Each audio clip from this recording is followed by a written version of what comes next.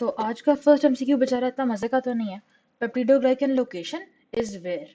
तो बेसिकली ना अगर वो इस तरह रिफ्रेज कर देता कि ग्राम नेगेटिव्स में पेप्टिडोग्लाइकन की लोकेशन किधर है, तो उसमें ज्यादा सेंस ये बनती तब अगर हम कहते हैं कि पेप्टिडोग्लाइकन की जो सेल वॉल होती है वो ग्राम नेगेटिव्स में इस पेरीप्लाज्मिक स्पेस के अंदर होती है।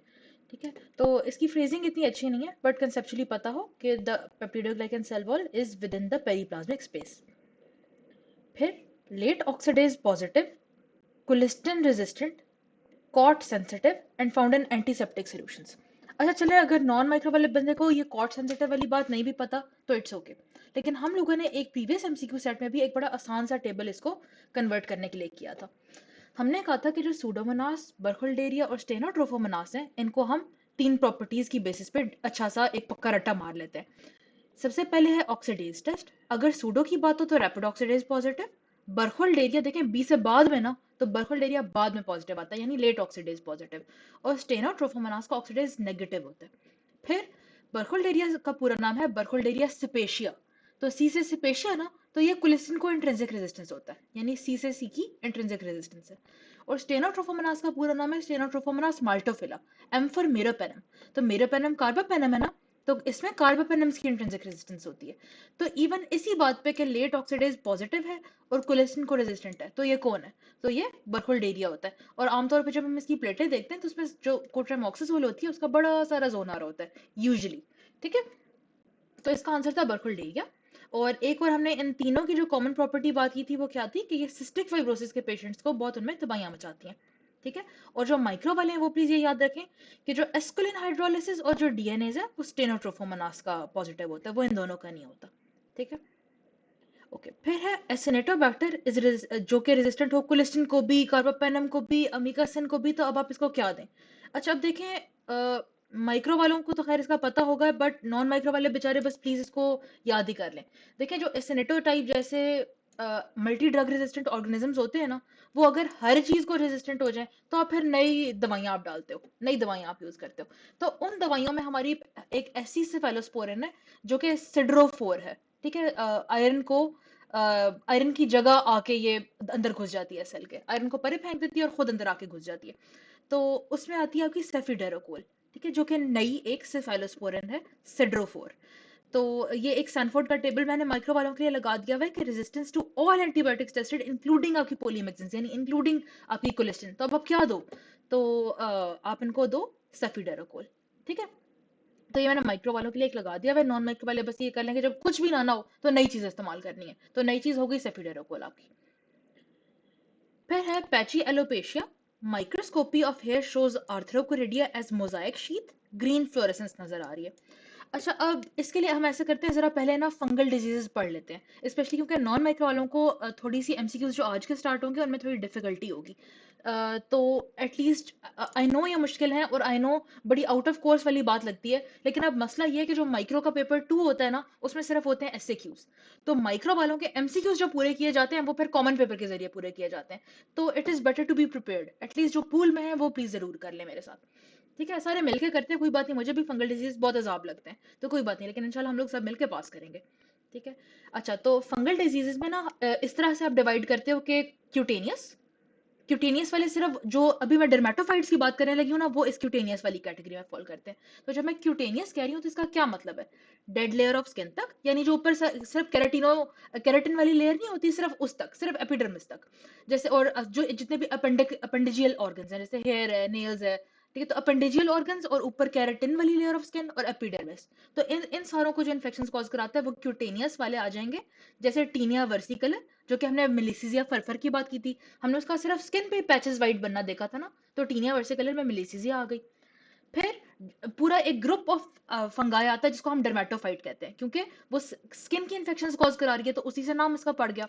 अब उसमें ये पक्का याद रखना है, MET, माइक्रोस्पोरम, एपिडर्मोफाइटोन, ट्राइकोफाइटोन। ये बार बार आज नाम आएगा तो परेशान नहीं होना, कॉमन थीम एक रिपीट होगी, कोई परेशानी की बात नहीं है।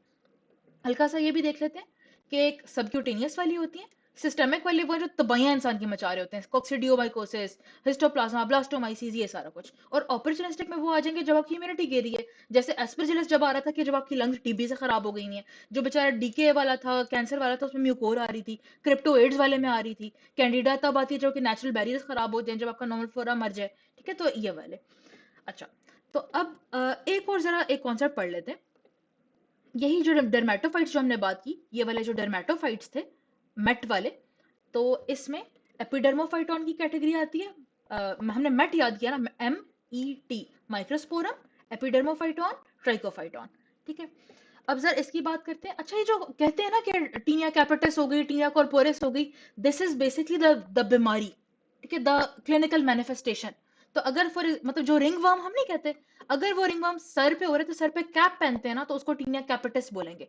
बियर्ड में हो रहा है तो बारबी, बॉडी पे तो कॉर्पोरिस, नेल्स अंगुम, पीडिस फुट, पाँव, पी से पाँव तो पी से पेडिस, तरह याद कर लें। हाथ में हो तो टीनिया मैनम। ठीक है, और उसमें हो अ, जो क्रॉच वाला एरिया, तो उसमें आप बोलोगे जॉक इच जिसको बोलते हैं, तो टीनिया क्रूरिस। ठीक है, तो ये सारे टीनियाज आपने याद रखने हैं। उसमें जॉक इच इस तरह का आपको बोलेगा वो। ठीक है, अब जरा जाते हैं। अब एक और कॉन्सेप्ट है जो मैं चाहूंगी कि हम लोग जरूर पढ़ लें, वो है एक्टोथ्रिक्स का और एंडोथ्रिक्स का। अगर जो हेयर की शाफ्ट है उससे बाहर बाहर है ना, उसके जो स्पोर्स हैं, उसकी जो इन्फेक्शन है वो only outside the hair follicle limited है, जिस तरह यहाँ पे, तो उसको आप बोलते हो एक्टोथ्रिक्स। अगर वो इनसाइड द शाफ्ट चली गई है तो फिर आप उसको बोलते हो एंडोथ्रिक्स। ठीक है, तो एक्टो मतलब बाहर और इनसाइड द हेयर शाफ्ट एंडोथ्रिक्स हो गया। अब इसमें भी जरा एक और कॉन्सेप्ट याद कर लें कि जो है ना किधर गया, एक्टोथ्रिक्स यानी जो बाहर कॉज करा रहे हैं। तो बाहर इस तरह मैंने इसका ये याद किया हुआ है, और इसी इसी तस्वीर से याद किया था कि cats and dogs fight and growl sometimes. ये ज्यादा स्पेसिफिकली माइक्रो वालों के लिए, बट प्लीज नॉन माइक्रो वाले इतना याद रख लें कि जो माइक्रोस्पोरम है ना, देखिए माइक्रोस्पोरम कैनिस, माइक्रोस्पोरम ऑडियोनी, सारे माइक्रोस्पोरम्स की बाहर बाहर बात आ रही है, एक्टोथ्रिक्स। ठीक है, और जो एंडोथ्रिक्स है वो याद कर लें, घर घर के अंदर टीवी हम रखते हैं ना, घर से बाहर तो टीवी नहीं पड़ा होता। तो टीवी ट्राइकोफाइटॉन टॉन्सुरांस और ट्राइकोफाइटॉन बायोलेशम। ठीक है, तो टीवी जो शॉन लेनी है ये दोनों तरफ है। ठीक है, एक्टो भी कराता है, एंडो भी कराता है।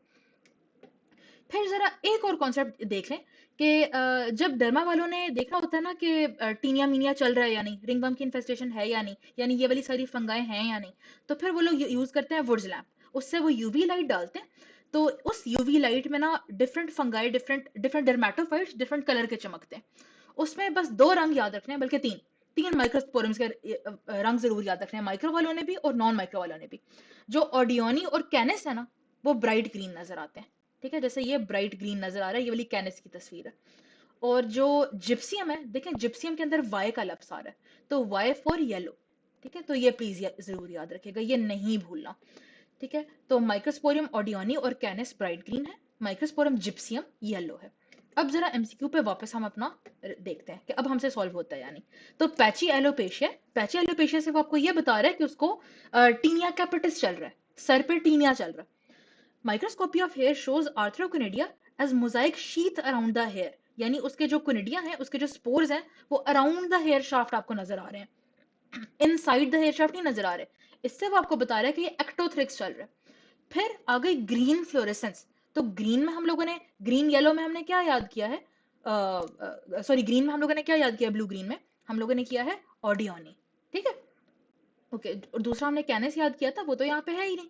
ठीक है, तो इसीलिए इसका ऑडियोना, जो ऑडियोनी हो गया, जिसकी ओरिजिनल की थी वो इनकरेक्ट थी, वो नहीं करना। ठीक है, तो ये प्लीज जहां पे भी एमसीक्यू आता है, अगर आप किसी और फाइल से भी करें, आपको कोई मिलती है, तो ये याद रखिएगा कि इसका आंसर ऑडियोनी है। Audouinii shows green fluorescence on Wood's lamp.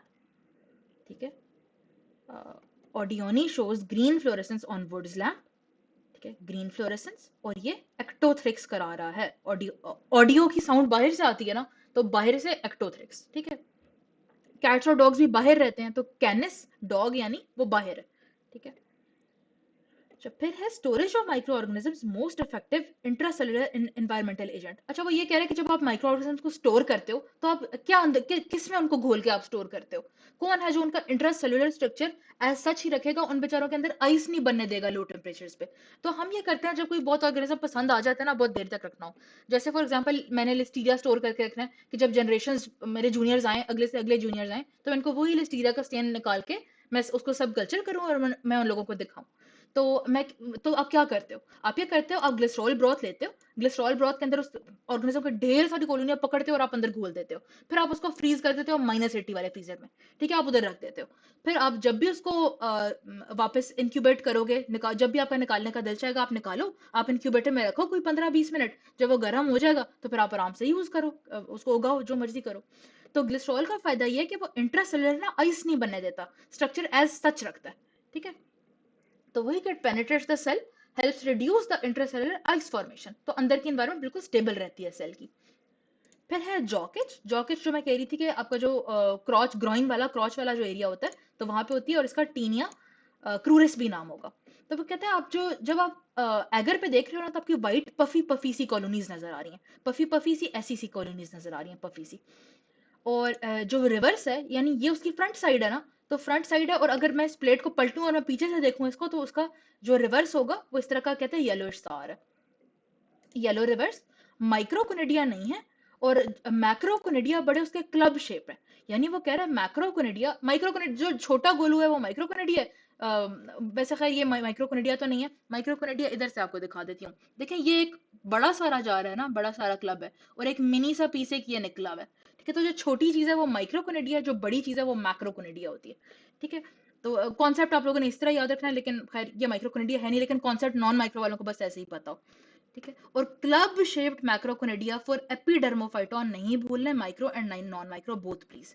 ठीक है, अच्छा, अब जरा हल्का सा एक इसका चार्ट देख लेते हैं, क्योंकि असल में ये चलो अगर रंग शंग नहीं भी बंदे को याद रहते, तो नो माइक्रोकोनिडिया जैसे बातों से, क्लब शेप जैसी बातों से हम एटलीस्ट पिक करने जोगी हो जाए कि यार ये नहीं, ये हो सकता है। तो चलो, एक तो क्लब शेप की हमने हिंट बना ली कि क्लब शेप हमेशा एपिडर्मोफाइटोन होगा। इसको इवन ये भी कहते हैं कि क्लब शेप या बीवर की टेल के शेप का। ठीक है, तो इसको ये भी कहते हैं। तो हाँ, और ये जो नो माइक्रोकोनिडिया वाली बात है ना, ये बड़ी एक स्पेसिफिक सी है। अब जरा देखते हैं कि जो एपिडर्मोफाइटोन है ना, एपी में ये बात है कि मैक्रोकोनिडिया यानी ये वाले जो बड़े हैं, ये तो ढेर सारे हैं।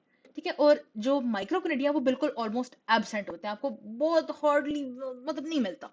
ठीक है, और जो माइक्रो है ना, अच्छा, माइक्रो की अजीब बात ये कि माइक्रो में माइक्रोकोनिडिया ही नहीं होते, मैक्रोकोनिडिया ढेर सारे होते हैं। ठीक है, और जो ट्राइकोफाइटोन है, तो उसमें मैक्रो रेयर होता है, उसमें माइक्रो ढेर सारे होते हैं। बस ये जो माइक्रो और एपी है ना, माइक्रो और एपी में माइक्रो नहीं कर रहे हैं, तो उल्टा जो तीसरा बच गया आपका ट्राइकोफाइटोन, उसमें ढेर सारा माइक्रो है।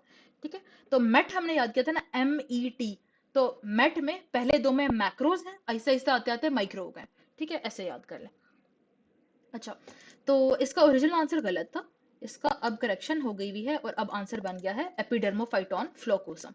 ठीक है, तो जो उसने कहा कि फ्लफी सी फ्लोकोस सी कॉलोनी पफी सी आपको नजर आ रही है फ्रंट पे, तो वो ये हो गया। क्लब शेप मैक्रोज ये हो गए, मैक्रोकोनिडिया क्लब शेप ये वाले हो गए। रिवर्स उसका यानी बैक साइड जो थी उसकी कॉलोनी की, वो येलो हो गई।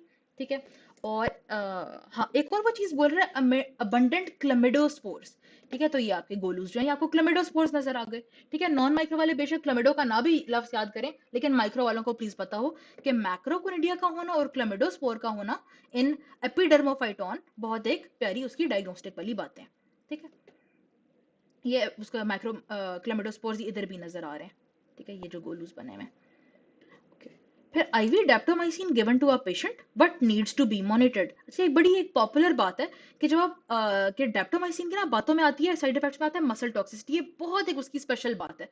देखें, डेप्टोमाइसिन है ना, तो माए वाला मतलब मायो इस तरह करके बेशक आप याद कर ले कि मसल की कोई बात होगी, तो उसके साइड इफेक्ट्स में muscle toxicity, myalgia, muscle weakness, myositis वगैरह होता है। इवन सो मच हो के बहुत रेयर इंस्टेंसेस में रैप्डोमायोलिसिस भी हो सकता है। तो वो कहता है कि आप ना इसको ट्रीटमेंट देने से पहले बेसलाइन सीके जरूर करा लो आप। ठीक है, और आप दरमियान में इवन ड्यूरिंग थेरेपी आप इसको मॉनिटर करते रहो, CPK को। ठीक है, क्रेटिनिन फॉस्फोकाइनेज को। ठीक है, ये हो गई बातें। अच्छा, फिर है VDRL negative and TPHA is positive, तो इंटरप्रेट करें। अच्छा, VDRL इज नेगेटिव, इसका यह मतलब है कि जो सिफिलिस का नॉन स्पेसिफिक टेस्ट था वो नेगेटिव है। जो उसका स्पेसिफिक टेस्ट था यानी टीपीएचए वो पॉजिटिव है। तो इसका क्या मतलब हुआ?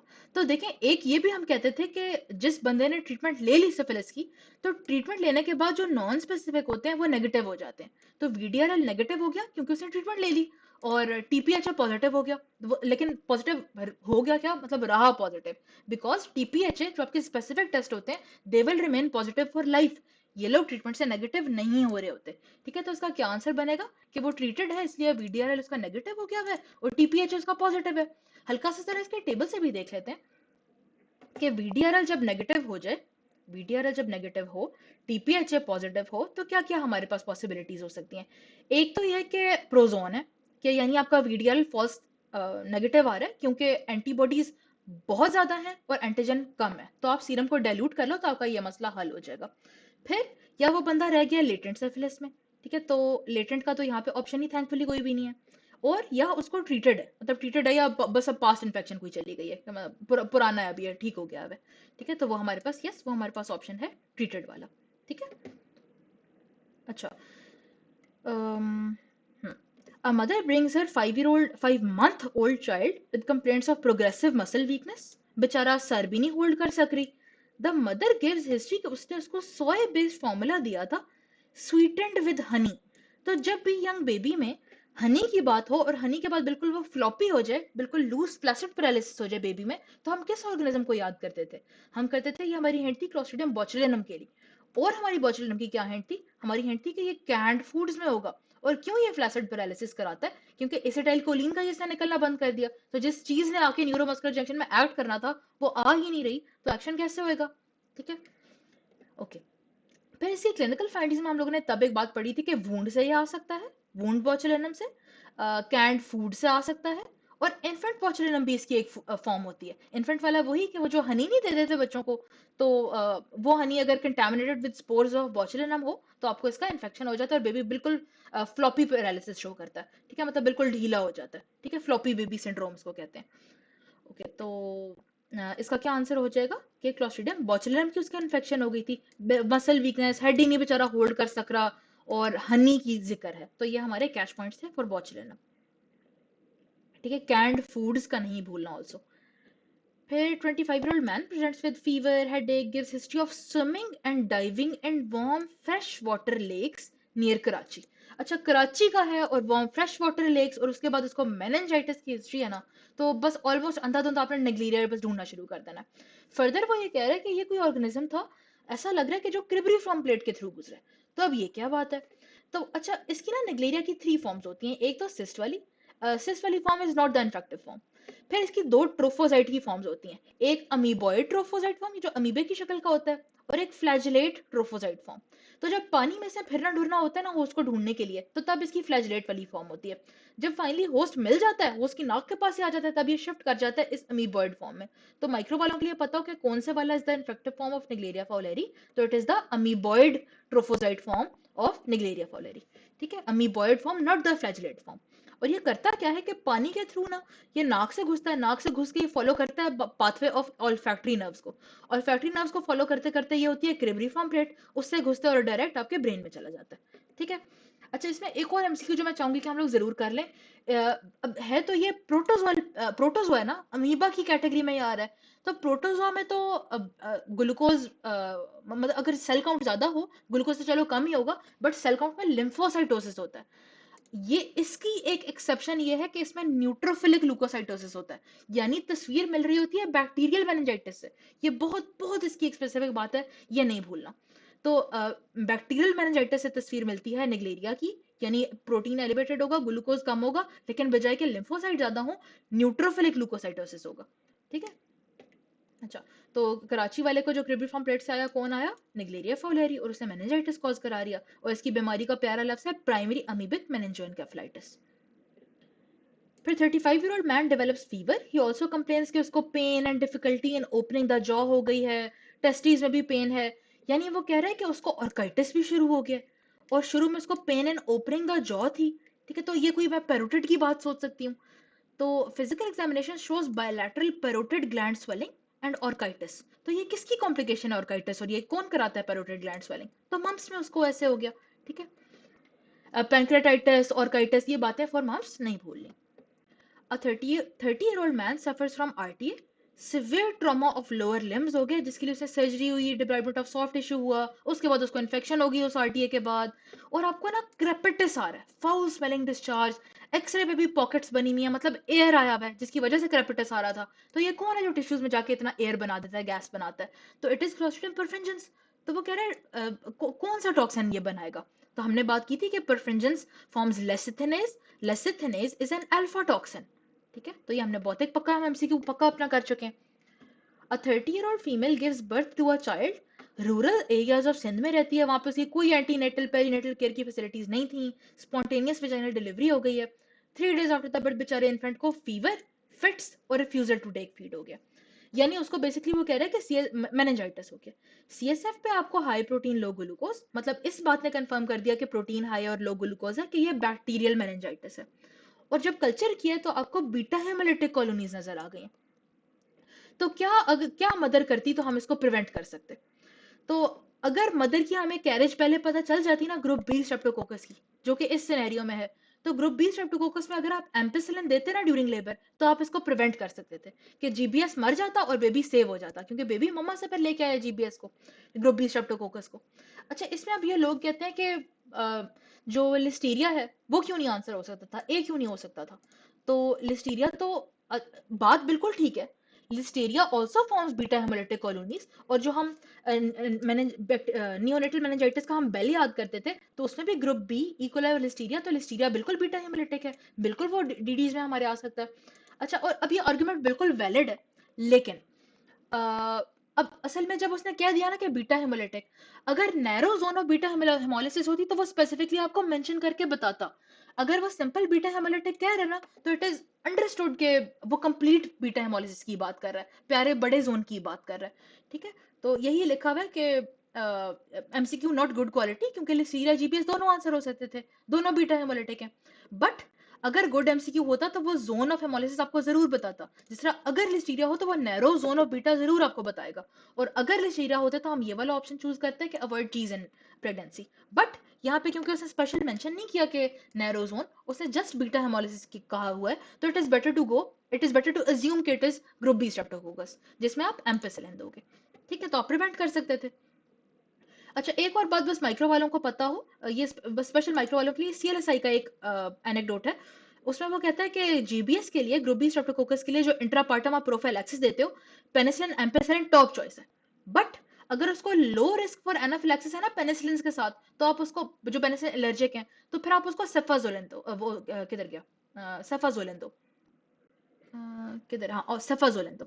अगर वो हाई रिस्क ऑफ एनाफिलैक्सिस है, तो फिर आप उसको क्लिंडामाइसिन दो। तो ये बड़ा ही एक ना पसंद का माइक्रो स्पेशल वाला एमसीक्यू है, तो ये वाली बातें प्लीज जरूर कर लेनी है।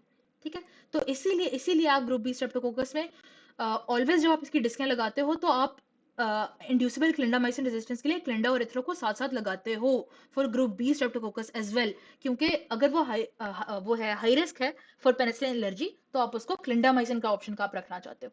ठीक है, अच्छा, फिर 45-year-old male presents with incoordination, difficulty उसको बैलेंस मेंटेन करते हुए, प्रोप्रियोसेप्शन हो कोई नहीं रही। तो सीटी स्कैन पे आपको नजर आया कि dorsal column and dorsal roots of the spinal cord की डीजनरेशन है। और हिस्ट्री क्या बताती है कि पेनलेस अल्सरेटेड जेनिटल लीजन्स थी। तो जब भी पेनलेस अल्सर का बात है, तो हम क्या सोचते हैं? टॉप पे हम सिफिलिस को सोचते हैं। और जो उसने ये बातें कर दी कि degeneration of dorsal columns dorsal roots, तो हमने ये बात क्या बना ली कि ये न्यूरोसिफिलिस की बात कर रहा है, जो कि टर्शियरी सिफिलिस के कैरेक्टरिस्टिक्स हैं। ठीक है, तो जब भी वो जेनिटल अल्सर्स की बात करें, एक ना जनरल सा अपने माइंड में एक फ्लो चार्ट बना ले कि जेनिटल अल्सर या तो पेनफुल होगा या पेनलेस होगा। तो पेनलेस में तो तीन ही आते हैं, एक क्लैमिडिया ट्रैकोमैटिस, एक ट्रिपोनिमा पैलिडम, और एक क्लेब्सिला ग्रैनुलोमैटिस। ठीक है, जिसको डोनोवनोसिस की बीमारी भी बोलते हैं। ठीक है, तो ये तीन डिफरेंशियल्स आते हैं आपके पेनलेस अल्सर में। अब देखें, जो लिम्फोग्रैनुलोमा वेनेरियम है, उसके नाम में ही लिम्फो आ रहा है ना, तो उसमें लिम्फ नोड्स इन्वॉल्व होते हैं और वो पेनफुल होते हैं। ठीक है, इस बेचारे में तो होता ही कोई नहीं लिम्फ नोड्स। और सिफिलिस में बट यस लिम्फेडिनोपैथी होती है बट इट इज पेनलेस। ठीक है, फिर चलते हैं पेनफुल अल्सर्स पे। तो पेनफुल में बस दो ही हैं, एक देखें डी से दर्द ना, तो डी से हेमोफिलस ड्यूक्राई, जिसका हमने बात की थी, it needs only factor 10, D4 10 हमने ये कहा था। और जो हर्पीज होता है, तो हर्पीज लेबियालिस भी जब होता है तो जो कोल्ड सोर होता है, बड़ी दर्द होती है ना उसमें, जो वेसिकल वाला डिजीज होता है, तो इसमें HSV2 में भी बड़ी पेनफुल आपको लीजन्स बनती हैं, बहुत पेनफुल वेसिकल्स होती हैं। तो पेनफुल में एक दर्द वाला और एक वेसिकलों वाला हर्पीज सिम्प्लेक्स वायरस 2, और पेनलेस में क्लमिडिया ट्रैकोमैटिस जो L1 से L3 वाली सीरोटाइप्स थी, सिफिलिस वाला, और क्लबसेला ग्रैनुलोमैटिस, जिसका दूसरा नाम हमने क्या कहा है, डोनोवनोसिस के नाम से भी होगा, और इसकी बीमारी क्या होगी, ग्रैनुलोमा इंग्वाइनेल होगी। ओके, फिर 50-year-old, तो उसने पेनलेस बोला ना, तो पेनलेस से तो हमारा काफी नैरो हो गया डायग्नोसिस। जो गनोरिया है, Neisseria gonorrhoeae does not form genital lesions, ठीक है, वो अल्सर्स नहीं बनाता। ड्यूक्राई पेनफुल करेगा, HSV पेनफुल करता, वेरिसेला जोस्टर वो तो जेनिटल अल्सर्स ना कॉज कराता, ठीक है। Okay, 50-year-old man who is IV drug abuser, fever, malaise, difficulty in breathing and respiratory distress हो गया। HIV पॉजिटिव है, CD4 का 100 से भी कम है बेचारे का। Bell is stained with methenamine silver stain, और उससे आपको ऑर्गेनिज्म मिल गया। तो ये हम कौन कहते थे कि रेस्पिरेटरी डिस्ट्रेस जब HIV वाले में हो तो रेस्पिरेटरी सिम्टम्स में कौन हमने पिक कर देना है, अंधाधुंध हम लोगों ने न्यूमोसिस्टिस पिक करना है। फिर जो उसने ये बात कर दिया कि सिल्वर स्टेनिंग पे आपको यह नजर आया, तो सिल्वर स्टेनिंग पे आपको इस तरह पिंग पोंग बॉल टाइप आपको नजर आता है ये, ठीक है। तो ये भी याद रखिएगा कि सिल्वर स्टेनिंग की जब बात होगी तो फॉर न्यूमोसिस्टिस नहीं भूलना। HIV पॉजिटिव है जब रेस्पिरेटरी डिस्ट्रेस की बात हो, ground glass appearance of lungs की बात हो, न्यूमोसिस्टिस जिरवेशी नहीं भूलना। A 40-year-old female school teacher है, pain and swelling in joints of her hands, ठीक है, स्कूल टीचर थी, मतलब बच्चों से एक्सपोजर था उसको, pain and swelling of joints हो गई है, और बार बार उसको इन्फेक्शन होती रहती है क्योंकि क्लोज कॉन्टैक्ट विद चिल्ड्रन में है वो। Along with pain and swelling उसको मॉर्निंग स्टिफनेस भी रहती है अपने जोड़ों में, tenderness in small joints of the hands में। तो देखिए सारी बातें क्या, morning stiffness, tenderness in small joints of the hand, ये रूमेटॉइड आर्थराइटिस की बातें। तो कौन सा वो वायरस है कि जो rheumatoid arthritis like symptoms cause कराता है, तो it is parvovirus B19। So much so कि जो फर्स्ट एड है उसमें उसने स्पेशल एक बात लिखी हुई है कि बच्चों में तो चलो ठीक है, ए प्लास्टिक एनीमिया अगर सिकल सेल वाला बच्चा था तो उसको स्लैप चीक वाला रैश होगा बच्चों के फेस पे, और एडल्ट्स में फिर इसका क्या है, एडल्ट्स में एक ही ये चीज कॉज कराता है, रूमेटॉइड आर्थराइटिस लाइक सिम्टम्स, ठीक है। ये पार्वोवायरस यानी पार्वोवायरस B19 के ये सिम्टम्स हैं। It is a DNA virus, ठीक है, it is a DNA virus.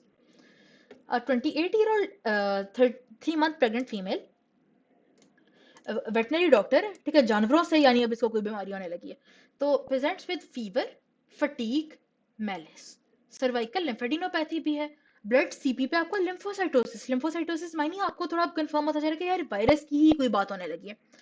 She has a history of exposure of pets, क्योंकि उसका प्रोफेशन ही यही था। तो ट्रीटिंग फिजिशियन कह रहा है कि उसको कंसर्न है कि ट्रांसप्लेसेंटल ट्रांसमिशन हो जाएगी इसकी, और इन्फेक्शन टू फीटस होगा इसको। तो और अगर फीटस को इन्फेक्शन होगा तो क्या बीमारी होगी। अब पहले तो नैरो डाउन ये करते हैं कि ये बात किसकी कर रहा है, तो ये बात कर रहा है टॉक्सोप्लाज्मोसिस की, ठीक है। तो टॉक्सोप्लाज्मोसिस में उसको क्या हो जाएगा, बेबी को क्या फीचर्स होते हैं कंजेनिटल टॉक्सोप्लाज्मोसिस के, ट्रायड क्या होता है एक टिपिकल। अच्छा मैंने इसका ये याद किया है टॉक्सोप्लाज्मा का, इंट्राक्रेनियल हाइपरटेंशन, मतलब ICH मैंने याद किया, अब होती नहीं है इंट्राक्रेनियल हाइपरटेंशन, बट ICH बस एक याद करने के लिए। तो ICH, intracranial calcifications, chorioretinitis and hydrocephalus, ये कंजेनिटल टॉक्सोप्लाज्मोसिस का ट्रायड है, ये प्लीज नहीं भूलना। Ring enhancing, multiple ring enhancing lesions toxoplasma में नहीं भूलनी, वो सिनेरियो इस तरह का देगा कि वो ऑर्गन ट्रांसप्लांट वाला था, एड्स वाला था, एटसेट्रा एटसेट्रा। और जो एप्स्टीन बार वायरस था, एप्स्टीन बार वायरस में हम कहते थे मोनोन्यू इन्फेक्शियस हेट्रोफिल पॉजिटिव एंटीबॉडी टेस्ट होगा, इन्फेक्शियस मोनोन्यूक्लियोसिस जब हम उसको कहते थे। जो टॉक्सोप्लाज्मा है और जो साइटोमेगैलोवायरस है उसमें हेट्रोफिल नेगेटिव मोनोन्यूक्लियोसिस लाइक सिम्टम्स आएंगे, ठीक है। तो ये एक बात याद रखिएगा, फिर से बताती हूँ, एप्स्टीन बार वायरस में मोनोन्यूक्लियोसिस, इन्फेक्शियस मोनोन्यूक्लियोसिस की बीमारी होती है, हेट्रोफिल एंटीबॉडी पॉजिटिव आती हैं इसमें, और साइटोमेगैलो में हेट्रोफिल एंटीबॉडी नेगेटिव आती हैं। ये वायरो के बड़े पसंद के सवाल हैं, ये माइक्रो नॉन माइक्रो दोनों के लिए हैं, ठीक है। इसमें रिंग एनहांसिंग लीजन नहीं भूलनी, ट्रायड ऑफ ICH नहीं भूलना। तो टॉक्सोप्लाज्मा की क्योंकि कैट्स वगैरह से उसको एक्सपोजर होगा, तो रेटिनोकोरियोडाइटिस उसके बेबी को हो सकता है, ठीक है, chorioretinitis. A newborn born on 36th week of gestation is small for his age, ठीक है, IUGR वाला चक्कर है बेचारे को। He has multiple petechial rashes, hepatosplenomegaly and microcephaly with intracerebral calcifications. अब बात तो लगती है कि यार ये अभी जो हमने कंजेनिटल टॉक्सोप्लाज्मोसिस पढ़ा था ऑलमोस्ट वैसी बातें हैं, लेकिन इन तीन के ना ये बहुत तंग करते हैं और मुझे भी बहुत बुरे लगते हैं। थोड़े थोड़े से ओवरलैपिंग फीचर्स हैं। और ये जो ये बात कर रहे हैं ना मल्टीपल पेटिकल रैशेस, ये बेसिकली आपको एक चीज की तरफ लेके जाना चाह रहा है जिसको ब्लूबेरी मफिन रैश बोलते हैं। ठीक है, अब पहले ऐसे करते हैं, पहले साइटोमेगालो पढ़ लेते हैं, फिर बैक टू टॉक्सोप्लाज्मा, फिर कंपेयर करेंगे। अच्छा, तो जो साइटोमेगालो वायरस है ना कंजेनिटल इन्फेक्शन के थ्रू अगर ये आ जाए तो उसमें याद रखना है CMV। ठीक है, तो किधर गया? ठीक है, अच्छा, अब थैंकफुली ना उसने हमारी कंफ्यूजन आसान से कर दी, उसने टॉक्सोप्लाज्मा ऑप्शन में नहीं दिया, बट जस्ट इन केस अगर होता तो हम ना उस लिहाज से भी जरा देख लेते हैं। तो अगर माइक्रोकेफेली आ गई ना, माइक्रोकेफेली तो है ही नहीं थी ना टॉक्सोप्लाज्मा में, उसका तो जिक्र ही नहीं था, उसमें तो हाइड्रोकेफेलस था। तो आधा तो उसी से निकल गया जब उसने माइक्रोकेफेली का जिक्र किया। कोरियो रेटिनाइटिस, अब कोरियो का तो चलो मैं नहीं कर सकती, कोरियो तो टॉक्सोप्लाज्मा में भी था। फिर उसमें इंट्राक्रेनियल कैल्सिफिकेशन तो वो भी नहीं था, इसमें तो पेरीवेंट्रिकुलर कैल्सिफिकेशन, यानी वो इंट्राक्रेनियल कैल्सिफिकेशन तो है ही ना। तो basically it is blueberry muffin rash, बल्कि इवन वो भी नहीं, वो भी उसमें प्लस माइनस है। तो माइक्रोकेफेली की एक मेन हिंट याद रख लें, माइक्रोकेफेली आ जाए ना तो साइटोमेगालो कर लें बस। ठीक है, फिर वो आपको इस तरह की भी हिंट दे देगा कि हेयरिंग लॉस वगैरह, हेयरिंग लॉस उसमें नहीं है टॉक्सोप्लाज्मा में। ठीक है, अब एक और, क्योंकि हम कर ही रहे हैं इस तरह के कंफ्यूजन वाले एमसीक्यूज, तो रूबेला भी कर लेते हैं क्योंकि इसने भी आगे जाके हमें तंग करना है। तो उसका भी एक क्लासिक ट्रायड है, तो उसमें याद रखना है आई लव रूबी एयरिंग्स। ये रूबी मतलब रूबेला की ये बात हो रही है। तो आई से मतलब आई में कैटरेक्ट्स बनते हैं। लव यानी ये जो, अब देखें आई हम याद कर, और ईयरिंग मतलब ईयर। ठीक है, और हार्ट है तो हार्ट से पीडीए यानी हार्ट डिजीज उसका याद रख लेना। टॉक्सो हैज हेयरिंग लॉस नहीं, टॉक्सो का इतना सर पक्का नहीं है, टॉक्सो का हेयरिंग लॉस पक्का अगर वो साथ साथ इकट्ठे देता है it is more for cytomegalo. ठीक है, इवन सो मच सो कि उसमें है ही नहीं जिक्र। लेविंसन में है जिक्र टॉक्सोप्लाज्मोसिस का हेयरिंग लॉस में, बट नहीं, नॉट नॉट डिफिनिटिवली। ठीक है, ठीक है। अच्छा, तो ये हो गया टॉक्सोप्लाज्मा का, हम लोगों ने क्या याद कर लिया, आईसीएच। साइटोमेगालो का सीएमवी से माइक्रोकेफेली प्लीज जरूर याद रखना है। और रूबेला में आई लव रूबी एयरिंग्स, तो आई और ईयर और हार्ट। ठीक है, तो इससे काफी हमारे मसले हल हो जाएंगे। अच्छा, और ब्लूबेरी मफिन रैश को मेरी ही गलती थी, मैंने इसको बहुत पक्का बनाया हुआ था। तो पता ये चला कि एमसीक्यूज में फिर बहुत डिफिकल्टी हो रही थी। तो ब्लूबेरी मफिन रैश बहुत डिफिनेटिव चीज नहीं है, बट अगर आपको बहुत मसला आ रहा हो रहा हो, ना फर्क करना आ रहा हो, तो साइटोमेगालो बेटर देन टॉक्सोप्लाज्मा। ठीक है, तो ये हमारा माइक्रोकेफेली, हेपेटोस्प्लीनोमेगेली। अच्छा, हेपेटोस्प्लीनोमेगेली उसने पता नहीं यहाँ पे लिखी है या नहीं, नहीं लिखी हुई, ये भी बहुत ज्यादा फॉर साइटोमेगालो है। साइटोमेगालो मल्टीपल पेटिकुलर रैशेस जो वो आपको कह रहा है कि ब्लूबेरी मफिन, और इंट्रासेरेब्रल कैल्सिफिकेशंस जो कि पेरीवेंट्रिकुलर कैल्सिफिकेशंस है। तो हमारा ये पक्का हो गया साइटोमेगालो वायरस। ठीक है, ओके, फिर ये भी हमें आता है, अ 30-year-old boy who is on a holiday trip with his friends to northern areas of Pakistan watery diarrhoea के साथ आया है। यानी देखें वो ट्रैवल कर रहा था, ट्रैवल करते वक्त उसको डायरिया हो गया। He gives the history of consuming, street food खाता था, मैं पानी पीता था, जूसेस पीता था, नॉन हाइजेनिक जगहों से। तो ट्रैवलर्स डायरिया का मोस्ट कॉमन सोर्स कौन है? हमने कहा था T for traveller, T for toxigenic. ठीक है, तो T for traveller, T for toxigenic, क्या हमारा हो गया? हल्के से जरा प्रीवियस इसके कैश पॉइंट्स भी रिवाइज कर लेते हैं। हमने कहा था P for pathogenic, P for पीड्स, तो इन्फेंटाइल डायरिया पैथोजेनिक वाला स्ट्रेन कराएगा, ये भी हम एमसीक्यू पूल में कर चुके हैं। टॉक्सीजेनिक ट्रैवलर्स डायरिया वाला हो गया, और दिस इज द वन जिसका heat labile heat stable toxins की बात होती है। और माइक्रो वालों के लिए हम क्या कहते थे? लेबाइल इन द एयर, यानी लेबाइल टॉक्सिन एडेनाइलेट साइक्लेज पे एक्ट करेगा, स्टेबल ऑन द ग्राउंड, तो ग्वानिलेट साइक्लेज पे हीट स्टेबल वाला एक्ट करेगा। एंटेरोहेमरेजिक वाला हस वाला होता था, डायसेंट्री वाला, और उसमें अनकुक्ड बीफ की बात होगी। और माइक्रो वालों के लिए हम स्पेशल क्या बात याद करते थे कि इसके लिए, इस स्पेशल को देखने के लिए सॉर्बिटॉल मकॉनकी होगा, तो on sorbitol MacConkey agar it will appear as non lactose fermenting colonies. Invasive का हम क्या कहते थे कि in mode of action it is similar to Shigella, ये हम कहते थे। वहाँ किधर गया, एंटेरोहेमरेजिक में हम एक ये भी बात करते थे कि शिगा टॉक्सिन का मोड ऑफ एक्शन क्या है, कि 28S राइबोसोमल सब यूनिट से एडेनिन हटाता है, यह माइक्रो वालों के लिए जिक्र करते थे।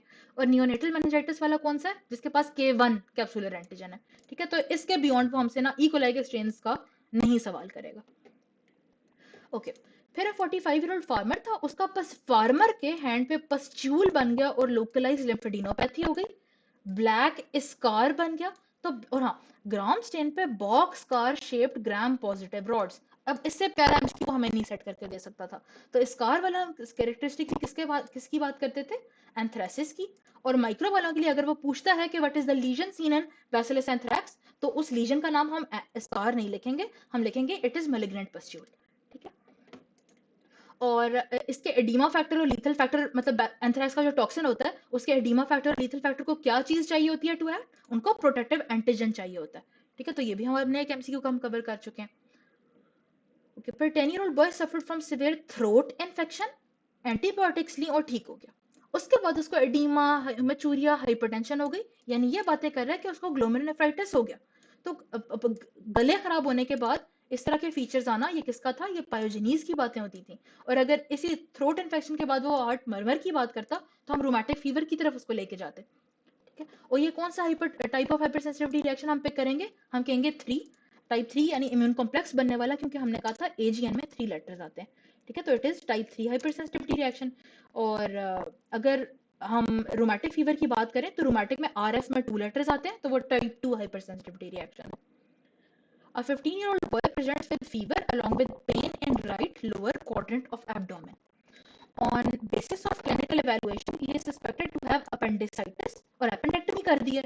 लेकिन पता चला कि appendix उसकी बिल्कुल ठीक थी, लेकिन उसके mesenteric lymph nodes enlarged थे और focal areas of micro abscesses बने हुए थे। तो ये क्या वो बात कर रहा है कि mesenteric lymph nodes enlarged थे और focal area of micro abscesses? ये क्या बीमारी वो कह रहा है? वो कह रहा है mesenteric lymphadenitis उसको हो गया।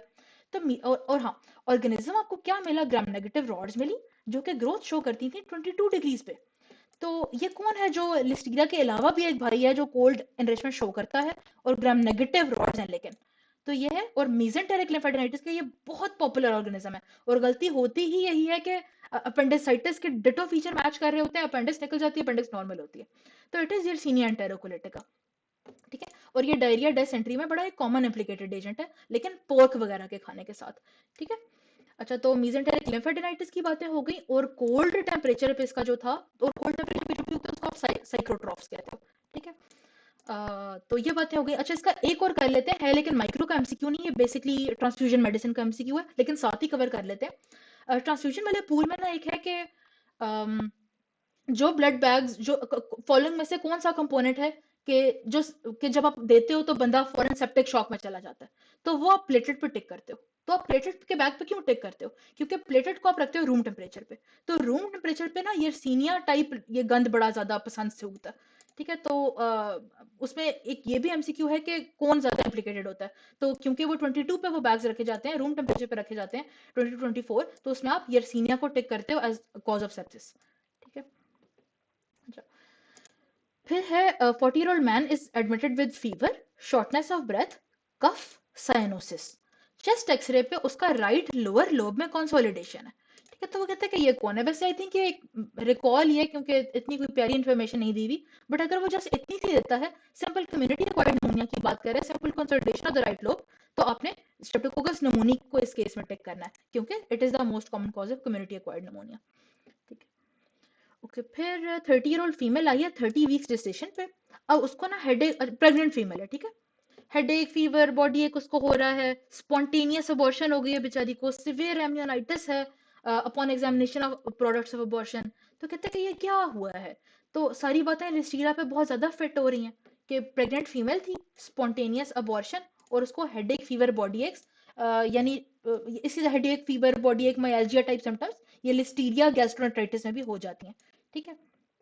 अच्छा, तो अगर वो सॉफ्ट चीज ना खाती तो उससे ये प्रिवेंट हो सकता था। ठीक है, आई थिंक सवाल ही कंप्लीट नहीं है, उसने पूरा वो दिया ही नहीं कि प्रिवेंट आप कैसे करते। खैर, बात उसी की है। अच्छा, 35-year-old female progressive vaginal pruritus, UTI infection in the past for which she was treated with trimethoprim sulfamethoxazole. मतलब उसने एंटीबायोटिक लिए और अब उसको वजाइनल प्रोराइटिस हो रहा है। ऑन एग्जामिनेशन एरिदीमा ऑफ बल्बल एरिया है, वाइट वेजाइनल डिस्चार्ज है। अगर इसमें वो वाइट कर्डी वेजाइनल डिस्चार्ज कहता ना, तो और भी डिफिनेटिव हमारा हो जाता। एचवीएस लिया है, इनोकुलेटेड इन एनिमल सीरम। तो यानी वो जर्म ट्यूब टेस्ट परफॉर्म करने की कोशिश कर रहा है, but feature is likely to be seen after 3 to 4 hours. तो जर्म ट्यूब में हमें क्या नजर आता है? हमें सूडो हाइफी और हाइफी बनने हुए नजर आते हैं। हाइफी किसके? यानी जर्म ट्यूब किसकी? एल्बिकैंस की। और बाकी सारे कैंडिडेट्स के हमें सूडो हाइफी नजर आते हैं।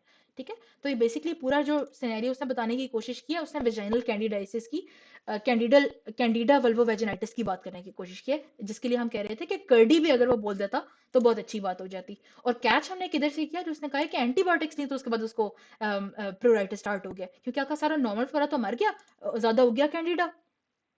ठीक है, तो कैंडिडा एल्बिकेंस का वेल्वोवेजिनाइटिस, और इस जिसको मुनेलियल वेजिनाइटिस भी बोलते हैं, और आप कर्ड लाइक डिस्चार्ज जरूर उसमें बात होगी, और उसमें आपको नजर आएंगे pseudo hyphae on gram stain. ठीक है, और अगर आप सीरम में जर्म ट्यूब कर रहे हो तो ऑन बेटमाउंट आपको सूडो हाइफी नजर आ जाएंगे। ओके, फिर है 65 ईयर ओल्ड एल्कोहलिक मेल था। 65 year old alcoholic male, old uncle है, उनको मेनिंजाइटिस हो गया, कर्निक ब्रिड्ज की पॉजिटिव है। सीएसएफ एग्जाम पे आपका सेल काउंट इज ज्यादा, और ज्यादा लेकिन लिम्फोसाइट्स हैं, प्रोटीन्स नॉर्मल है, ग्लूकोज कम है। अच्छा, ग्लूकोज कम, अच्छा वैसे ये बता रहे हैं मतलब, क्योंकि इस सिनेरियो में तो इतनी खैर वो बात नहीं फिट हो रही। ग्लूकोज का कम होना, प्रोटीन का ज्यादा होना और सेल काउंट का ज्यादा होना, दिस इज बैक्टीरियल मेनिंजाइटिस की बात है। अब जो वो ये कह रहा है ना कि ग्लूकोज कम और सेल काउंट ज्यादा, और सेल काउंट में भी लिम्फोसाइट ज्यादा, ये बात ज्यादा फिट होती है ट्यूबरकुलस मेनिंजाइटिस पे। लेकिन एक बैक्टीरिया है जो लिम्फोसाइटोसिस भी शो कर सकता है इन सीएसएफ की पिक्चर, और समटाइम्स उसमें specially in older people, in older immuno compromise people, proteins normal रह जाती हैं। ठीक है, तो ये कौन है पॉपुलर, ये है लिस्टीरिया मोनोसाइटोजेनीज। अच्छा, अब यूजुअली स्पेशली इन नियोनेट्स वगैरह जब इसका मेनिंजाइटिस होगा, तो उसमें न्यूट्रोफिलिक काउंट, न्यूट्रोफिल्स का काउंट ही ज्यादा होता है। ठीक है, ओल्ड एज में इम्यूनो कॉम्प्रोमाइज वालों में, अल्कोहलिक्स में, इट इज पॉसिबल कि इसकी सीएसएफ की पिक्चर में लिम्फोसाइटोसिस हो। ठीक है, तो बैक्टीरिया में अगर लिम्फोसाइटोसिस की बात हो रही है तो लिस्टीरिया जरूर सोच लेना। ठीक है, अच्छा ओके, ये मैंने एक नॉर्मल टेबल लगा दिया है कि क्या कब ज्यादा हो तो सस्पेक्ट दिस। ठीक है,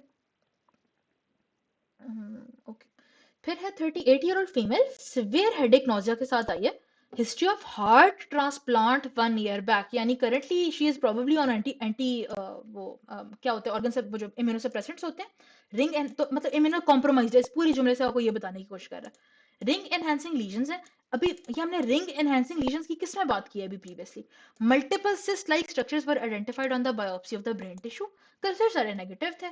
तो what is the most probable cause, तो हम लोगों ने किसकी बात की थी, हम लोगों ने टॉक्सोप्लाज्मोसिस की बात की थी। तो ये जो लेटेंट इन्फेक्शन आपकी थी और वो रीएक्टिवेट हो गया जब वो इम्यूनो कॉम्प्रोमाइज्ड हुआ है तो।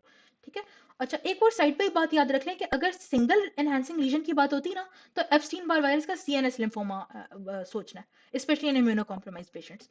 ठीक है, और ये हम लोगों ने क्या बात की थी कि टॉक्सोप्लाज्मा गोंडाई में रीएक्टिवेशन इन एड्स में multiple ring enhancing lesions in the brain. ठीक है, ओके, और बच्चों का हल्का सा इसका ट्रायड भी रिवाइज कर लेते हैं। हम लोगों ने आईसीएच की बात की थी कंजेनिटल में, इंट्राक्रेनियल हाइपरटेंशन, कोरियोरेटिनाइटिस और हाइड्रोकेफेलस, आईसीएच। ओके, और ये इसकी रिंग एनहांसिंग लीजंस ऐसे होंगी। It is the most common CNS infection in patients with AIDS जो कि प्रोफाइलैक्सिस नहीं ले रहे। ओके, फिर है 30 year old female patient presents with fever, generalized body aches, weakness, she is in her first trimester of pregnancy, positive antibodies है toxoplasma gondii की। She gives birth to the baby on completion of her term, मतलब toxoplasma positive aunty थी और उनका baby हुआ। The neonate is healthy और उसको कोई साइंस ऑफ इन्फेक्शन नहीं है, तो आप कौन सा इन्वेस्टिगेशन इन बेबी कराओगे, तो आपने उसमें अक्यूट डिजीज देखना है ना बेबी में, तो आपने उसमें आईजीएम करानी है। ठीक है, और एक और आईजीजी के अगेंस्ट जो बिल्कुल बात जाती है कि आईजीजी तो प्लेसेंटा के थ्रू भी आ सकती थी, तो फिर हाउ वुड यू डिफरेंशिएट कि ये मामा की आई है या ये बेबी की अपनी है। ठीक है, तो आप आईजीएम ही कराओगे। ठीक है, ओके, पर 20 year old boy football training कर रहा है और अब उसको प्रोग्रेसिव प्लूराइटिस ऑफ बोथ फीट हो गया, पाँव में उसको खारिश हो रही है। Erythematous lesions on both feet है जो कि इंटरडिजिटल स्पेसेस में है, यानी उंगलियों के दरमियान उसकी एरिथमेटस की लीजंस बनी हुई है। तो ये उसको क्या हो गया, अगर हम बहुत सिंपल वर्ड्स में बात करें तो उसको पाँव में फंगस की इन्फेक्शन हो गई है। ठीक है, उंगलियों के दरमियान में, तो क्योंकि उसका गीला गीला पाँव रहता था, वो फुटबॉल खेलता था, तो यानी उसको डर्मेटोफाइटोसिस हो गया कोई। तो डर्मेटोफाइटोसिस में हम किसकी, ये जो रिंग वर्म्स, हम सारे रिंग्स जो बात करते थे, ये किस में बात होती थी, मेट में, माइक्रोस्पोरॉन, एपिडर्मोफाइटॉन, ट्राइकोफाइटॉन। अब अगर इनमें से हम ढूंढने तो इसमें सिर्फ एक ही है, ट्राइकोफाइटॉन है, तो बस दैट इज द आंसर। ठीक है, ओके, फिर 3 वीक्स ओल्ड न्यूबॉर्न था, प्रेजेंट्स विद फीवर, फीड नहीं ले रहा, सीजर हो रहे हैं, नॉर्मल वेजाइनल डिलीवरी थी, मतलब अब बेसिकली उसको ना मेनिंजाइटिस हो गया, और एलपी आपने किया प्रोटीन हाई, ग्लूकोज लो, यानी है तो बैक्टीरियली। ग्राम स्टेन पे आपको ग्राम पॉजिटिव कोकाई इन चेन्स नजर आ रहे हैं, तो कौन होगा ये? हम जो नियोनेटल मेनिंजाइटिस में बार बार बेल की बात करते हैं, तो अब या it is group B streptococcus या इकोलाई या लिस्टीरिया। तो जो gram positive cocci in chains हैं वो तो सिर्फ बी बचा, यानी ग्रुप बी स्ट्रेप्टोकोकस है। तो क्या group B streptococcus alpha hemolysis show करता है? नहीं, वो तो बीटा हेमोलिसिस शो करता है। ऑप्टोजीन वाली बात तो स्ट्रेप नोमोर विरिडान के लिए थी, वो तो इस पे है ही नहीं। Bacitracin sensitive? नहीं, बेसिट्रेसिन सेंसिटिव तो पायोजेनीज होता, ये तो रेजिस्टेंट में इसकी हम इसकी बात करते थे। Growth on bile esculin agar? तो नहीं, ये तो बिल्कुल भी नहीं, इसका तो ऐसी कोई प्रॉपर्टी नहीं है। तो एक उसने लिखा हुआ है कैंप टेस्ट पॉजिटिव। तो yes, group B streptococcus and listeria as well, they are both CAMP positive. तो कैंप क्या होता है? अच्छा, कैंप ना एक ऐसी प्रोटीन होती है जो कि ग्रुप बी निकालता है। तो आप अगर पे और वो प्रोटीन अगर ऑरियस के बीटा हेमोलाइसिन यानी हेमोलिसिस करने वाले टॉक्सिन के साथ ऐड करें ना, तो आपको एक इनहैंस्ड जोन ऑफ हेमोलिसिस नजर आती है। ठीक है, तो this is called CAMP test. तो बेसिकली आप यही करते हो, आप ब्लड अगर लेते हो, दरम्यान में ऑरियस टी कर देते हो, साइड पे आप लगाते हो ग्रुप बी स्ट्रेप्टोकोकस, बट आप उसको टच नहीं करते, आप थोड़ा सा गैप छोड़ देते हो। तो होता क्या है कि ग्रुप बी स्ट्रेप्टोकोकस का जो कैंप फैक्टर होता है, जो एक डिफ्यूजिबल प्रोटीन होती है, वो एगर के अंदर डिफ्यूज कर जाती है और वो ऐड करती है in synergy with beta hemolytic वाला टॉक्सिन ऑफ ऑरियस, और दोनों मिलकर एनहांस्ड हेमोलिसिस प्रोड्यूस करते हैं which appears as an arrowhead. ठीक है, तो इसको आप कैंप टेस्ट पॉजिटिव कहते हो, और ये ग्रुप बी में पॉजिटिव होता है, लिस्टीरिया में पॉजिटिव होता है। अच्छा, माइक्रो वालों के लिए एक ये बात कि ये लोग, बहुत लोग इस तरह कहते हैं कि हमारी लैब में तो हम कैंप टेस्ट करते हैं, कैंप टेस्ट पॉजिटिव नहीं आता, ये तो बस ऐसे ही किताबों की बात है। नहीं नहीं, ऐसा नहीं है। प्लीज रिमेंबर कि ये सिर्फ तब काम करेगा कि अगर आप शीप ब्लड एगर आप यूज कर रहे हो। शीप ब्लड एगर पे ये काम करेगा। जैसे फॉर एग्जांपल आगा खान वाले शीप ब्लड यूज करते हैं ब्लड एगर बनाने के लिए, हम लोग जो कि इंसान का खून यूज कर रहे होते हैं, some other institutes as well, तो ह्यूमन आरबीसीज में ये वाला फिनोमेनन नहीं देखा जाता। ठीक है, ओके, तो इसीलिए हर किसी का कैंप टेस्ट पॉजिटिव नहीं आ रहा होता, you need sheep blood. A 20-year-old boy who gives history of traveling from USA 3 days back with multiple histories of watery diarrhea है, abdominal cramps and fever, overnight stool culture पे आपको ऐसा organism आ रहा है 42 degrees पे grow करता है, micro aerophilic oxidase positive gram negative curved. अब देखिए, अगर ये विब्रियो होता, तो विब्रियो में ना वो ट्रैवल हिस्ट्री यूजुअली नहीं देता होता, विब्रियो में क्रैम्पों की बात इतनी नहीं होती, बुखार नहीं बहुत यूजुअल फीचर होता, और 42 डिग्रीज की बात नहीं होती, तो विब्रियो तो हमारा बाय बाय हो गया।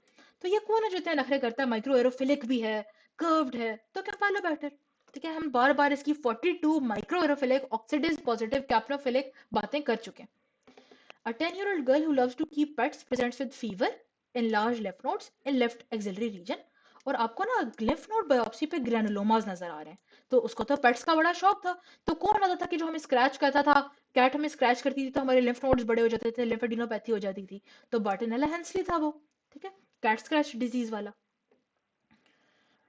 40-year-old female presents with complaints of, और कैट बाइट वाला कौन होता था, कैट बाइट वाला पास्चुरेला मल्टोसिडा होता है। 40-year-old female presents with complaints of burning micturition 3 days से। यूरिन सैंपल पे आपको ल्यूकोसाइटिस ट्रेस पॉजिटिव आया है, यानी इन्फेक्शन तो चल रही है, डब्ल्यूबीसी तो हैं, पस सेल्स तो हैं, and negative nitrite. Culture shows significant number of bacterial colonies. तो वो कहता है कि ये कौन सा बैक्टीरिया। तो बेसिकली जो हमारी हिंट लाई कर रही है ना, वो इस बात में लाई कर रही है कि नाइट्राइट नेगेटिव है। क्यों? क्योंकि हम लोगों ने प्रीवियस एमसीक्यू सेट में एक बात की थी कि एंटेरोबैक्टीरियल्स, यानी E coli, Klebsiella, PPM group, they are all nitrate positive, यानी they reduce nitrate to nitrite, nitrate reductase positive है। सूडोमोनास एरिजिनोसा की भी हमने नाइट्रेट पॉजिटिव होने की बात की थी। तो बेचारा बच्चा ही एंटेरोकोकस फेकैलिस। ठीक है, तो नाइट्राइट नेगेटिव होने का मतलब है कि वो जो ऑर्गेनिज्म है जिसकी वजह से यूटीआई मची हुई है, वो नाइट्रेट रिड्यूसर नहीं है, it does not possess nitrate reductase enzyme, तो वो एंटेरोकोकस हुआ। बाकी सब तो कर रहे हैं, इकोलाई, केपी, प्रोटियस, ये तो सब एंटेरोबैक्टीरियल हो गए, और सूडो उसका भी हमने सेपरेटली बात की थी कि वो नाइट्रेट पॉजिटिव था। ठीक है, ओके। फिर 70-year-old female presents with thick erythematous nodules on nose and ears, loss of sensation on the affected area, और नोड्यूल्स कहते हैं थोड़े स्लो स्लो डेवलप हुए थे, ईयर्स तक लगे। Granulomas with giant cells and acid fast bacteria. तो ये किसकी बात है कि ये सेंसरी लॉस हो जाता है उस जगह पे, ग्रेनुलोमास बनते हैं जायंट सेलों वाले, और एसिड फास्ट बैक्टीरिया होते हैं, तो ये माइकोबैक्टीरियम लेप्री की बात है। ठीक है, तो अब लेप्री के तो दो ऑप्शंस हैं, या लेप्रोमैटिस लेप्रेसी या ट्यूबरकुलॉइड लेप्रेसी। अच्छा, ये जो सिर्फ उसके nodule on nose and ear बना हुआ है ना, लोकलाइज्ड चीज है, तो लोकलाइज्ड चीज की वो बात करेगा ट्यूबरकुलॉइड में। जबकि जो लेप्रोमैटिस लेप्रेसी होती है ना, उसमें पूरा डिफ्यूजली ओवर द स्किन इन्वॉल्वमेंट होती है, जिसको हम एल से लियोनाइन फेशिस, लायन लाइक फेशिस की बात करते थे। और और इसलिए वो डिफ्यूज फैला क्योंकि इसमें सेल मीडिएटेड इम्यूनिटी लो हो जाती है, जबकि इसमें अच्छी सेल मीडिएटेड इम्यूनिटी होती है। इसलिए ट्यूबरकुलोइड लेप्रेसी में जब आप इसका ट्यूबरकुल वो आप करते हो लेप्रो मीन स्किन टेस्ट आप करते हो, तो दैट इज पॉजिटिव, जबकि लेप्रोमैटिस में वो नेगेटिव आता है आपका लेप्रोमीन स्किन टेस्ट। ठीक है, तो एक ये वाली बातें याद रखनी है। फिर वो जो ये वाली बात कर रहा है ना कि उसको ग्रेनुलोमास नजर आया कंटेनिंग जायंट सेल, तो वो ट्यूबरकुलोइड की ही बात है। और जो लेप्रोमेटस है उसमें आपको फोमी हिस्टियोसाइट मिलते हैं, आपको ग्रेनुलोमा नहीं मिलते। और लेप्रोमीन स्किन टेस्ट भी हमने बात की, आपका नेगेटिव होता है। सेल मीडिएटेड इम्यूनिटी तो है ही उसकी बेचारे की कोई नहीं, ग्रेनुलोमा थोड़ी बनने थे उसके। ठीक है, तो दिस इज ट्यूबरकुलोइड लेप्रेसी।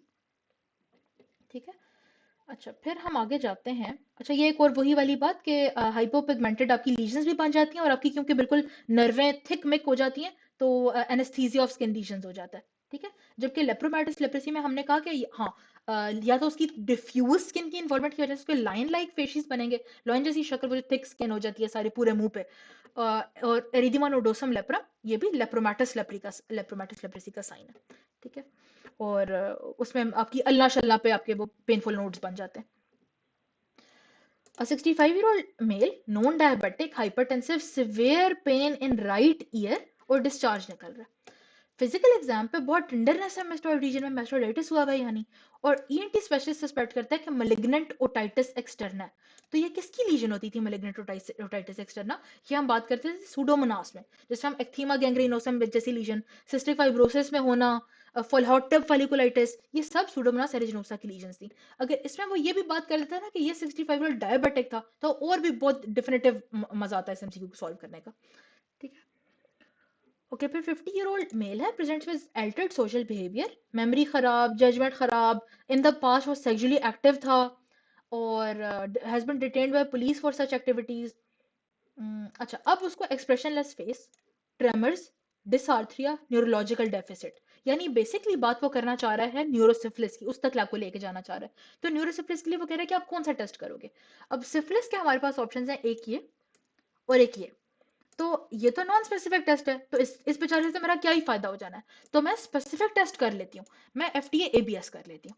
ठीक है, फ्लोरेसेंट ट्रिपोनिमल एंटीबॉडी वाला टेस्ट, जो कि मेरा फॉर लाइफ पॉजिटिव रहेगा, पीडीआर आफ्टर ट्रीटमेंट नेगेटिव हो सकता है।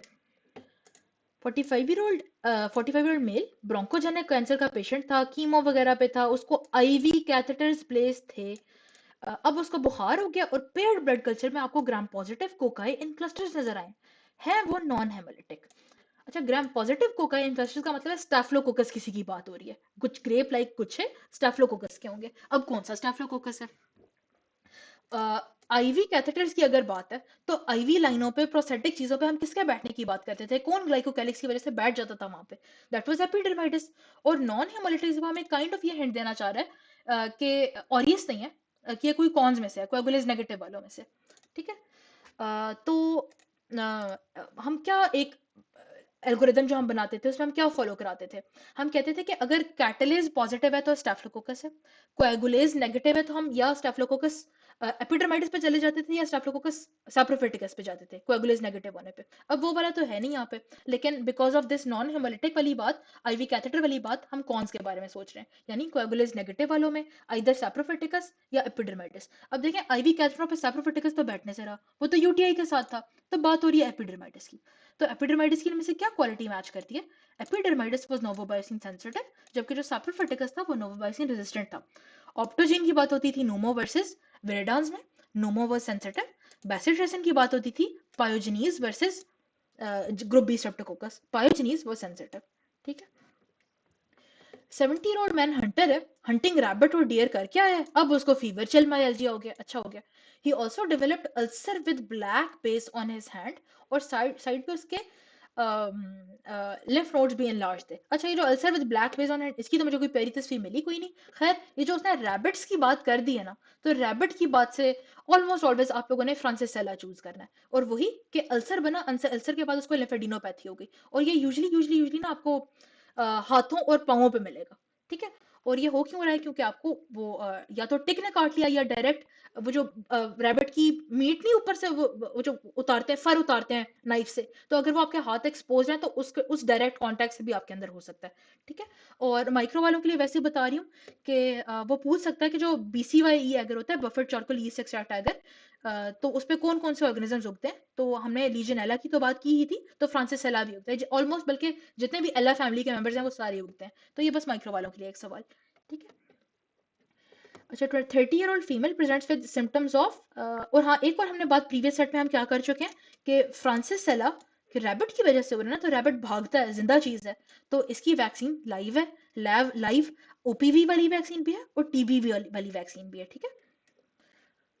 Okay, 30-year-old female symptoms of UTI के साथ आई है, pure culture of gram positive Coca, sensitivity was applied, तो पता चला कि ये आइसोलेट रेजिस्टेंट टू सिप्रोफ्लॉक्सासिन है। तो पूछा सिप्रोफ्लॉक्सासिन से क्यों रेजिस्टेंस हो जाती है, तो हमने जब भी हम ड्रग रेजिस्टेंस की बात करते थे तो हम कॉन्जुगेशन की बात करते थे, और हम मतलब जो सेक्स प्लस बनने वाला हम पूरा स्टोरी बात करते थे कि रेजिस्टेंस की जीने जाती हैं। जो नॉन कॉन्जुगेटिव, अब देखें मतलब प्लाज्मिड हमने चूज करना था, हम इतना तो पहुंच ही गए, इतना तो हर किसी ने कर लिया। अब प्लाज्मिड के ऑप्शंस दो हैं, कॉन्जुगेटिव या नॉन कॉन्जुगेटिव। नॉन कॉन्जुगेटिव तो जाता ही नहीं सेक्स फेलिस के थ्रू, वो तो अंदर बैठा रहता है, तो जाता तो जो जीने ट्रांसफर करता है वो तो कॉन्जुगेटिव प्लाज्मिड है। अच्छा, अब इसमें ना एक ये भी कॉन्सेप्ट भी पता हो कि क्रोमोसोम क्यों नहीं इधर उधर गया, तो इसीलिए क्रोमोसोम की अगर बात होती ना तो वो ट्रांसफर की ना बात होती, वो इस तरह की बात होती कि उससे म्यूटेशन अक्वायर कर लेती, और ज्यादा कॉमन प्लाज्मिड का ही म्यूटेशन होता है, प्लाज्मिड का ही ट्रांसफर की वजह से रेजिस्टेंस अक्वायर होना होता है, क्रोमोसोमल म्यूटेशन उसके रिलेटिवली थोड़ी रेयर होती हैं।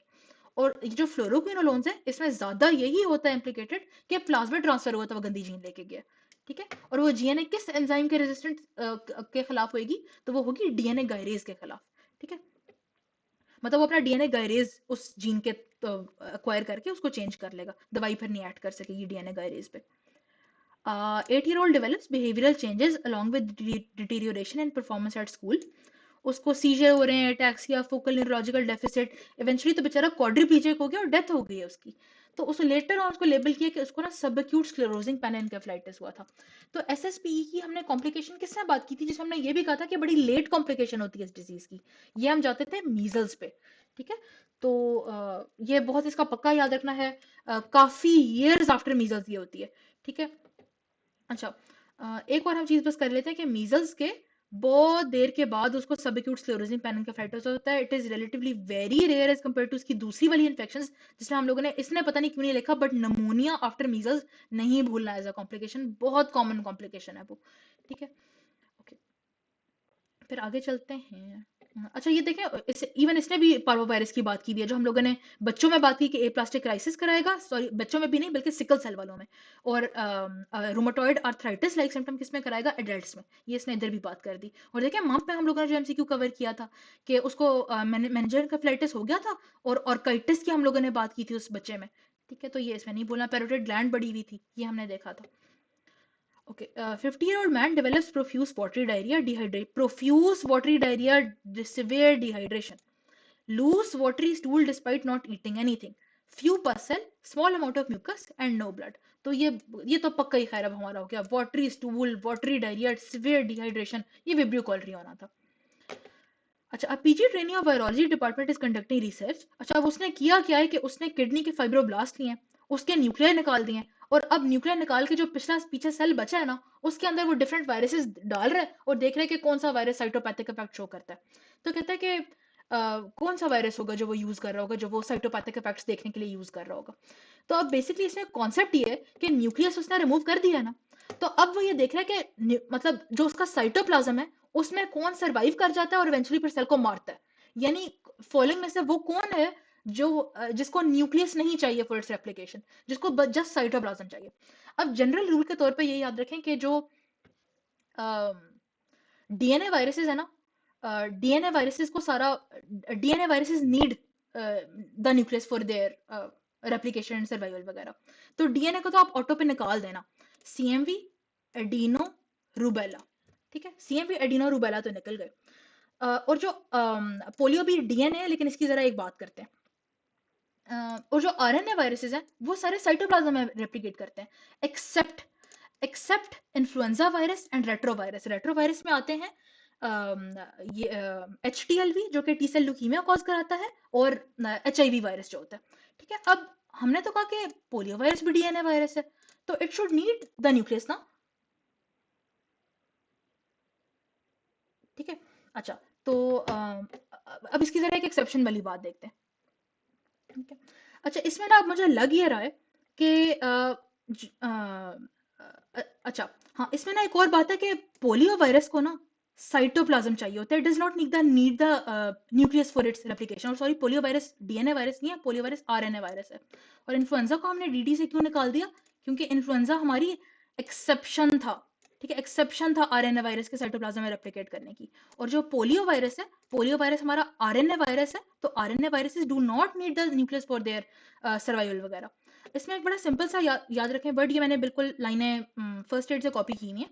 All DNA viruses replicate in the nucleus except pox। pox का वो कहता है कि pox is outside of the box, यानी न्यूक्लियस में नहीं कर रहा, वो साइटोप्लाज्म में कर रहा है। और all RNA viruses replicate in the cytoplasm except influenza virus और रेट्रोवायरस। तो इसलिए इन्फ्लुएंजा तो बेचारा इधर से निकल गया, CMV एडिनो रूबेला को हमने DNA होने पे निकाल दिया, और बच्चा ही बेचारा फिर पोलियो वायरस। ठीक है, जो कि RNA वायरस था, और वो तो करता ही साइटोप्लाज्म में था। ठीक है, तो उसने बहुत ही एक लंबी बात करके बहुत ही वैसे फजूल सा MCQ था, मुझे तो बिल्कुल भी ऑनेस्टली नहीं पसंद आया। अच्छा ओके, फिर है जी 45-year-old male from bone marrow transplant centre who has recently undergone bone marrow transplant. अच्छा, बोन मैरो ट्रांसप्लांट हुआ, उसके बाद उसको डायरिया और फीवर हो गया। तो कौन होता था जो हम कहते थे कि इम्यूनोसप्रेस होगा तो उसको डायरिया कॉज कराएगा, एड्स वाला होगा तो उसको डायरिया कॉज कराएगा। और उसने फर्दर हमारी बात को सोलिडिफाई भी कर दिया जब उसने हमें कहा है कि acid fast staining of stool reveals thick walled oval structures फ्ला टू फ्ला माइक्रोन इन साइज। तो एसिड फास्ट कौन आता है स्टूल में, किसके सिस्ट होते हैं? क्रिप्टोस्पोरिडियम के। जो हमने क्रिप्टोस्पोरिडियम पार्वम कहा था कि एड्स वालों में, बोन मैरो ट्रांसप्लांट वालों में डायरिया कॉज कराएगा। A 25-year-old pregnant female is in her third trimester of pregnancy। उसको फीवर हो गया, डायरिया हो गया, माइल्जियाज हो गए। ठीक है, तो लग तो रहा है कि कोई लिस्टीरिया टाइप बात होगी। शी इज अ चीज लवर, चीज चीज बस सुबह शाम वो चीज खाती है। Later she gives birth to a baby boy 36 weeks of gestation पे। Examination of neonate reveals disseminated granulomas. ठीक है, तो ये कौन हो गया? ये पक्की क्या हमारी बात फिट हो गई? लिस्टीरिया की फिट हो गई। ठीक है, एक हमने ये नया एक देख लिया कि इसकी एक ये भी मैनिफेस्टेशन आ सकती है डिसेमिनेटेड ग्रेनुलोमास वाली। ठीक है, अदरवाइज तो डिटो सिनेरियो उसका जा रहा था। 55-year-old man is a patient of colorectal carcinoma, fever, generalised weakness and myalgias के साथ आया। Haemorrhages under the fingernails and murmurs on auscultation of chest. यानी पूरी इतनी लंबी बात करके वो कह रहा है कि कोलोरेक्टल कार्सिनोमा वाला पेशेंट था जिसको एंडोकार्डिटिस डेवलप हो गया। तो सर मोहिब ने हमें क्या बातें याद कराई थी? उन्होंने हमें कहा था कि अगर अक्यूट एंडोकार्डिटिस हो तो कौन होगा? ऑरियस होगा, और वो भी IV ड्रग अब्यूजर में। अगर सब अक्यूट एंडोकार्डिटिस होगा जिसका दांत निकला है डेंटल एक्सट्रैक्शन वाले में, तो डेंटल एक्सट्रैक्शन में, तो वो कौन होगा? विरिडांस होगा। अगर प्रोस्थेटिक हार्ट वाल्व वाला होगा तो प्रोस्थेटिक में एपिडर्माइडस होगा। और सर ने हमें कोलोरेक्टल कार्सिनोमा की क्या बात बताई थी? उन्होंने कहा था कोलोरेक्टल कार्सिनोमा में अगर ओल्ड एज मैन होगा तो उसमें हम लोगों ने किसको टिक करना है? Streptococcus bovis slash bovis slash gallolyticus को टिक करना है। ठीक है, तो ये जनरल रूल, ये पक्के पॉइंट्स याद कर लें, इससे हर MCQ सॉल्व हो जाएगा एंडोकार्डाइटिस का। तो ये क्या हो गया हमारा? बोविस हो गया। कोलोरेक्टल CA वाले अंकल थे। A 10-year-old boy who is attending a summer camp with swimming activities। Fever के साथ समर कैंप वाला बच्चा, फीवर, मैलेस, सोर थ्रोट, केराटोकंजक्टिवाइटिस। तो ये किसकी एक बहुत ये पक्की बात है ये वायरस वाली कि समर कैंप में होगा, मतलब बच्चे इकट्ठे रहते होंगे।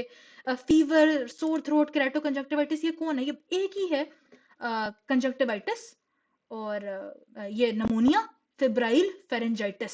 ये एक ही की बातें, ये एडिनो वायरस। और अच्छा एक और बात ना, प्लीज उनको भी पता हो, जो माइक्रो वाले हैं, बल्कि उनको ही पता हो कि स्पेशली जब इस तरह का सिनेरियो होगा ना कि उसका बोन मैरो ट्रांसप्लांट हुआ था, उसके बाद उसको दवाइयां शवाइयां मिल रही थी, तो उसके बाद उसको हेमरेजिक सिस्टाइटिस की वजह से हिमाचूरिया होना शुरू हो गया। तो ये कौन है? तो उसमें ना वो उस MCQ में BK वायरस लिखा ही नहीं हुआ था, तो वो याद रखिएगा कि एडिनो वायरस भी हो सकता है।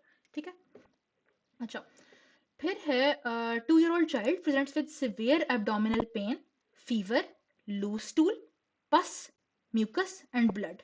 ये डिसेंट्री हो गई बच्चे को, बस इतनी, बस ये वाली बात कर रहा है वो।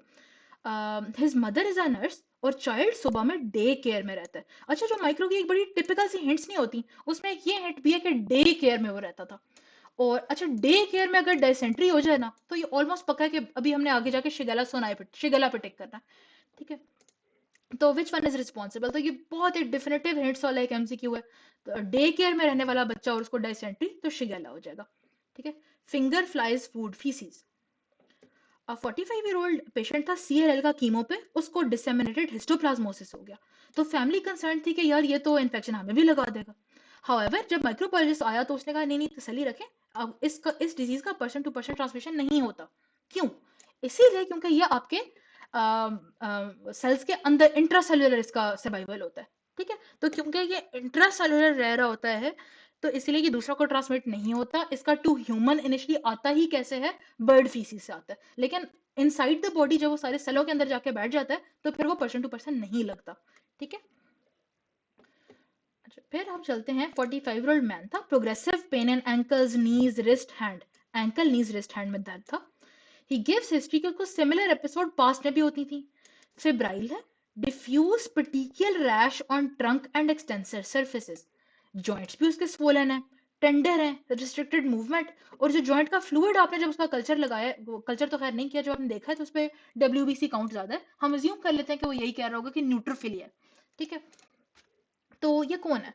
तो हमने किसकी बात की थी जो प्रीवियसली हम कहते थे कि, लेकिन उसमें हम उसने ना एमसीक्यू में खूबसूरत हिंट ये दी हुई थी कि उसने कहा था कि वो बंदा या बंदी वो सेक्सुअली एक्टिव था, तो उससे हमने बहुत तेजी से पिक कर लिया था। इसमें अब उसने वो हिस्ट्री नहीं दी हुई, बट जो उसने ये बोला ना कि diffuse petechial rash on trunk and extensive surface, तो ये फीचर होता है डिसेमिनेटेड गोनोकोकल इन्फेक्शन का। ठीक है, जिसमें हम लोगों ने वाटर हाउस फेडरेशन टाइप बातें भी की थी। ठीक है, तो क्योंकि थ्रोम्बोसाइटोपिनिया होता था उसमें, तो रैश बनता था।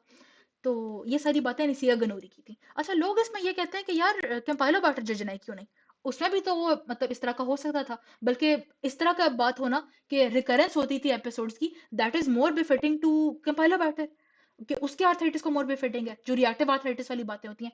बट नहीं, अगर ये कैंपाइलोबाटर होता ना, उसमें वो आपको एटलीस्ट ऐसी हिस्ट्री देता कि उसको कोई गैस्ट्रोइंटेस्टाइनल सिम्टम्स हुए थे, डायरिया मायरिया हुआ था, एनीथिंग। और अगर रीटर सिंड्रोम ही हमने बनाना था, रिएक्टिव आर्थराइटिस ही हमने बनाना था, तो वो थोड़ी और बातें देता, यूवियाइटिस आर्थराइटिस यूरेथ्राइटिस, इसमें से कुछ और दे देता।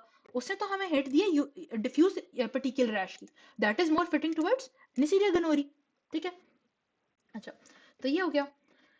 फिर 50-year-old female develops the discolouration of her toenail, और on examination it is seen कि उसके नेल्स बड़े फ्रेजाइल से हैं, नीचे हाइपर केराटोटिक सी डेब्रीज सी है, यानी वो पूरा आपको बता रहा है कि उसको ना उसके नेल में फंगल इन्फेक्शन हुई हुई है, ऑनिकोमाइकोसिस है उसको। तो what is the best treatment option? तो जितने भी डर्मेटोफाइट्स है ना, डर्मेटोफाइट जितने भी थे, एपिडर्मोफाइटोन, ट्राइकोफाइटोन, क्या क्या बच गया, माइक्रोस्पोरम, MET जो थे, तो उसके लिए आपने देनी है टेर्बेनाफिन। तो टेर्बेनाफिन विच इज लैमिसिल के नाम से। ठीक है, तो बेशक वो आपको चेंज करके दे दे, क्योंकि लैमिसिल का ब्रांड नेम वो आपको दे सकता है ऑप्शंस में। तो खैर, लेकिन टेर्बेनाफिन पे आपने टिक करना है, ये सबका पूरे ग्रुप का ही पक्का है। ठीक है, तो एक दफा याद कर लें, स्मूथ, बाकी आगे MCQ सॉल्व हो जाएंगे। ठीक है, इधर स्टॉप करते हैं, आज का थोड़ा सा